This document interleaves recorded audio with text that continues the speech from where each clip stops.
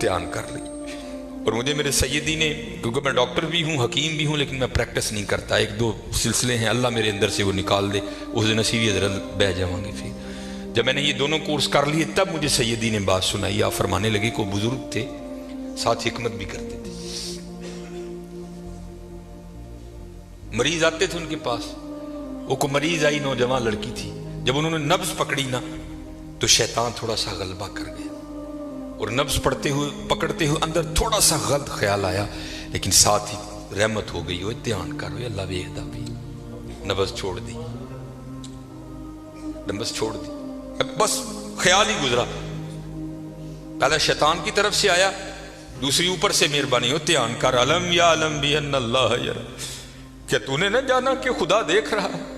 پتر کی کر دے ہو، ماں باپ آتے ہیں تو چینل بدل دیتے ہو، اور ایک دفعہ کہتے ہو حضور حاضر و ناظر ہیں، وہ خیال نہیں آتا کہ حضور بیٹھے بھی دیکھ رہے ہیں کہ میں نیٹ پہ کیا دیکھ رہا ہوں؟ کیوں بھول جاتے ہو ہمارا اللہ بھی دیکھ رہا ہے کہ میں نیٹ پہ کیا دیکھ رہا ہوں؟ خیال گزرا، ساتھ ہی خیال علم یا علم بھی ان اللہ یرا ربنا انک تعلم ما نخفی وما نعلن وما یخفی علی اللہ من شیء فی الارض ولا فی السماء، کوئی چیز ہاں زمین کے اوپر ہے ہاں نیچے ہے، کوئی چیز بھی اللہ سے نہیں چھپی، خیال آیا چھوڑ دی، لیکن جیسے میں نے کہا نا حضرت دین ہے ضرور گھوم کر آئے گا، تب گھروں میں ٹینکیاں شینکیاں نہیں ہوتی، تب جو ماشکی جس کو ہم ذاتی زبان میں کہتے ہیں وہی گھروں میں پانی دینے آتے تھے، گھر ان کی بیوی تھی، وہ پانی دینے کے لیے آیا، ماشکی پانی بھر کے نا جب وہ جانے لگا تو اس نے ہاتھ پکڑ دیا ان کی بیوی کا، انہوں نے اتنے پھڑیا، ادھر ماشکی نے کار پھڑ لیا، وہ بیوی آگے سے ہاتھ چھڑا کر کہتی ہے وہ پتر کی ہو گئے،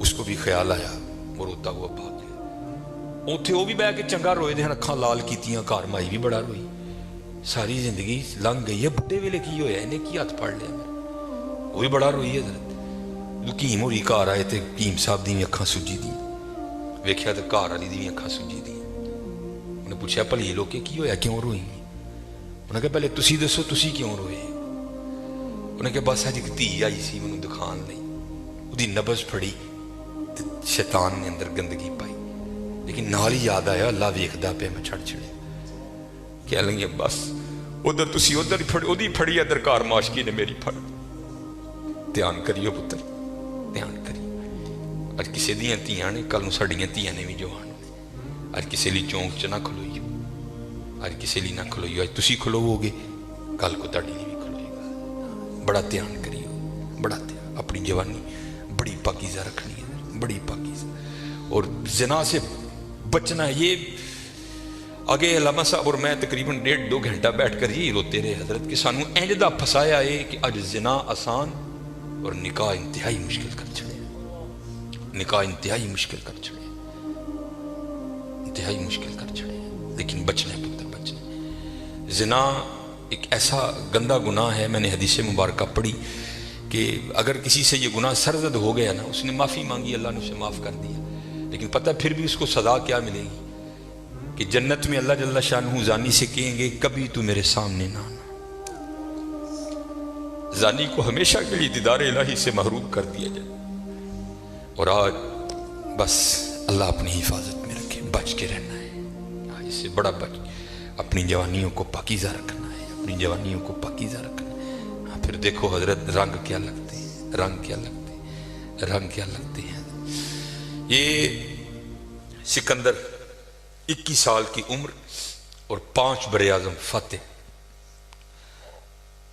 زندگی نے ساتھ نہیں دیا، سانپ نے اس کو ڈس لیا تھا، اور ارسطو نے سکندر کا ٹریٹمنٹ کیا، جب ارسطو نے دیکھا نا کہ سکندر کا وجود اب نیلا پڑ رہا ہے تو وہ سمجھ گیا کہ زہر اب پورے وجود میں سرایت کر چکا ہے، تو اس نے وہاں سکندر کو کہا سکندر تو بچے گا نہیں، صرف چند گھڑیوں کا تو مہمان ہے۔ تو وہاں تاریخ لکھتی ہے کہ سکندر نے اپنے وزیر کو بلایا اور بلا کر کے عیسائی مذہب تھا سکندر کا، وہ کہنے لگا کہ جب مجھے کفن دو گے نا تو ڈائریکٹ مجھے دفنانے کی نہ لے کر جانا، بلکہ اس طرح کرنا کہ دائیں بائیں سے میرا کفن پھاڑ کے نا میرے ہاتھ کفن سے باہر رکھنا، اور کرنا کیا مجھے پورے شہر یونان کے چکر لگوانا۔ تو وزیر پوچھتا ہے سکندر وہ کیا، اس میں کیا راز ہے؟ تو کہتا ہے میں جاتے ہوئے ان لوگوں کو سبق دینا چاہتا ہوں، وہ اس دنیا سے جی نہ لگانا۔ دیکھو آج 15 लाख मुरब्बा मील फतह करने वाला सिकंदर इस दुनिया से खाली जा रहा है। और चलियो, वो कुछ नहीं लेकर गया, हम क्या लेकर जाएंगे यहाँ। और फिर यहाँ किसी ने बड़ा खूबसूरत लिखा था, ये वो बाग है जिसके हजारों माली थे। ध्यान रखना हजरत, ये हमें बड़ा वहम पड़ गया है, मालिक मालिक हम नहीं हैं हजरत। ये उलमा बैठे हैं, उसने कुरान करीम में कब कह दिया कि तुम मालिक हो? तो कुरान करीम में बार बार कहता है वलिल्लाहि मुल्कुस समावाति वल अर्द, और अल्लाह ही के लिए है जमीन और आसमान की बादशाहत। वल्लाहु अला कुल्ली शैइन कदीर। या आप आयतुल कुर्सी में हर फर्ज नमाज के बाद इस बात को दोहराते हो, अल्लाहु ला इलाहा इल्ला हुवल हय्युल कय्यूम ला ताखुदुहु सिनतुम वला नौम लहू मा फिस समावाति व मा फिल अर्द। और अल्लाह ही के लिए है जो कुछ आसमानों में है और जो कुछ जमीनों में है। सूरह आले इमरान 3 पारा। कुल, महबूब आप कह दीजिए अल्लाहुम्मा मालिकल मुल्क, ऐ अल्लाह ऐ मुल्कों के मालिक। त्याल करियो पुत्र ओ मालिक जे, असी नहीं ने माल, हम तो माली हैं यार। और मैं अक्सर अपनी मिसाल दिया करता हूं, जब मैं थोड़ा बड़ा हुआ ना तो मैंने क्या देखा, मेरे घर के बाहर जो प्लेट लगी थी ना उस पर लिखा था चौधरी इलमदीन। फिर वो प्लेट बदल गई हजरत, दादा वो का इंतकाल हो गया। फिर नई प्लेट क्या लगी, हाजी मोहम्मद बूटा। पता नहीं हजरत ये प्लेट कब तक रहती, जगह वहां रही हजरत, लेकिन क्या हुआ हजरत, मालियों के नाम बदलते रहे हजरत। असी माली हैं हजरत, असी मालक नहीं है हजरत, मालक वही है। और मैं यहाँ एक रिवायत भी अक्सर सुनाता हूँ कि आप कहोगे मौलवी साहब एवं साढ़े को साड़ियाँ ज़मीना खोन लगे हो, उनको कुरान और हदीस से भी तो दलील देना। हजरत मूसा अलैहिस्सलाम का दौरे मुबारक था और ज़मीन का एक टुकड़ा था। 2 बंदे लड़ पड़े आपस में, एक मालिक था, एक का दिल बेईमान हो गया।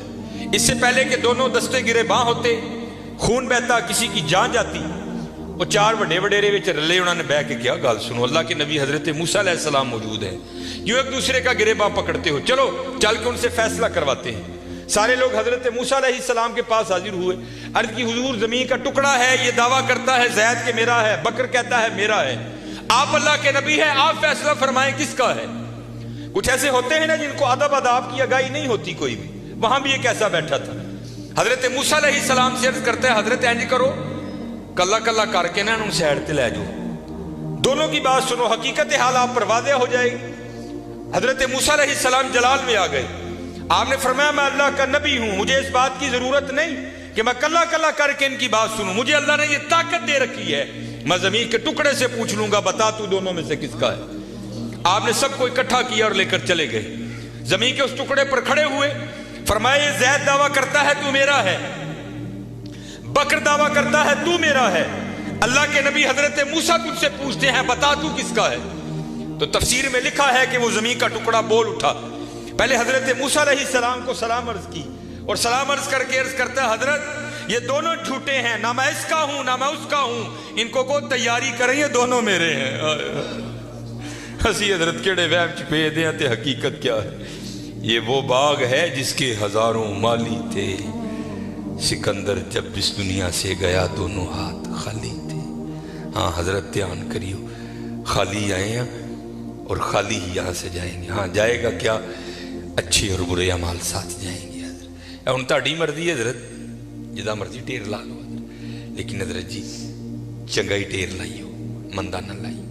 ये सियालकोट जाओ तो आपने हकीम अब्दुल हई रहमतुल्लाहि तआला का डेरा देख रखा है, ये सिटी सेंटर के थोड़ा सा आगे है। कितनी मौके की जगह है हजरत, हमने तो खैर नहीं देखा, लेकिन मैंने वो इंजीनियर देखे हैं जिन्होंने हकीम साहब से कहा ना, इंजीनियर था, हकीम साहब का मुरीद हुआ, तो अपने पीर से प्यार था ना, तो अर्ज करते हैं कि हकीम खादम अली रहमतुल्लाहि तआला कहने लगा हकीम साहब बड़ी मौके की जगह है, सड़क के उत्ते तुसीं जे किते रोड 'च भी जाके बवोगे ना तो दुनिया ने उत्थे भी आ जाना है। मैनूं इजाजत दो, हाँ मैं नक्शा बनावा ते इत्थे सोहना प्लाजा बनाइए। तो हकीम साहब फरमान लगे ओ बाबा जी रहन दे। कह लगा नहीं जनाब प्लाजा बनाने। आप फरमान लगे यार असी बड़ा लेना ही, लेकिन एक गल सुनी सी तां नहीं बनाया। वो कहते हजरत मशवरा करें ना, शायद बात की हकीकत कुछ और हो, क्या बात सुनी है, क्यों नहीं आपने बनाया। आप फरमान लगे यार अही सुने आए नाल नहीं लैके जान देंगे, असी तां नहीं बनाया। कैसे लोग थे यार, कितना तकवा था उन लोगों में, इस जानब तवज्जो ही नहीं की हजरत, तवज्जो की तो सिर्फ अल्लाह की तरफ की है, توجہ کی تو صرف حضور کی غلامی کی جانب کی ہے، اس جانب آئے ہی نہیں. اور حضرت جو اس کی جانب جائے گا نا دنیا تو آٹومیٹک اس کے پیچھے آئے گی. مولانا روم رحمۃ اللہ تعالیٰ نے بڑی خوبصورت مثال لکھی، بڑی خوبصورت مثال. آپ فرماتے کوئی بزرگ بیٹھے تھے، ان کے سامنے سے نا بندہ بھاگتا ہوا گیا، افیادہ نسیہ پہ جائے. اگلے دن پھر بیٹھے تھے، پھر بھاگتا ہوا گیا. تیسرے دن پھر بیٹھے تھے، پھر گیا.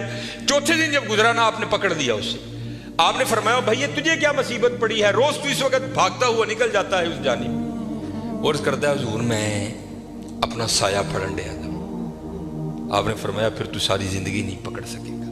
اس نے کہا حضور وہ کیوں؟ آپ نے فرمایا تو نے کر دی ہے سورج کو کانڈ، سایہ آ گیا ہے تیرے آگے. اب سورج کو کانڈ کر کے جتنا مرضی بھاگ، کیونکہ سایہ آگے ہے، وہ بھاگتا رہے گا تو اس کے پیچھے بھاگتا رہے گا، پکڑ نہیں سکتا. ہاں ایک کام کر لے، پکڑ پھر بھی نہیں سکے گا، لیکن پھر یہ ہوگا کہ تو سایہ کے پیچھے نہیں بھاگے گا، سایہ تیرے پیچھے بھاگے گا. انہیں کی حضور کی آپ نے پھڑکنا دا پاسا پویا اور منہ کیتا سورج جل. فرمایا ہوں سورج جل نوں دوڑ لا، سایہ تیرے پیچھے پیچھے دوڑے گا. یہ مثال دے کر مولانا روم کہتے ہیں تو نے بھی اللہ اور اللہ کے رسول کے دربار سے منہ پھیر لیا ہے اور بھاگ رہا ہے دنیا کے پیچھے. اب دنیا آگے آگے تو پیچھے پیچھے. اوے ہاں بھاگنا ہے تو دوڑ مدینہ کی طرف لگا، پھر دنیا تیرے پیچھے پیچھے ہوگی، تو آگے آگے ہوگی.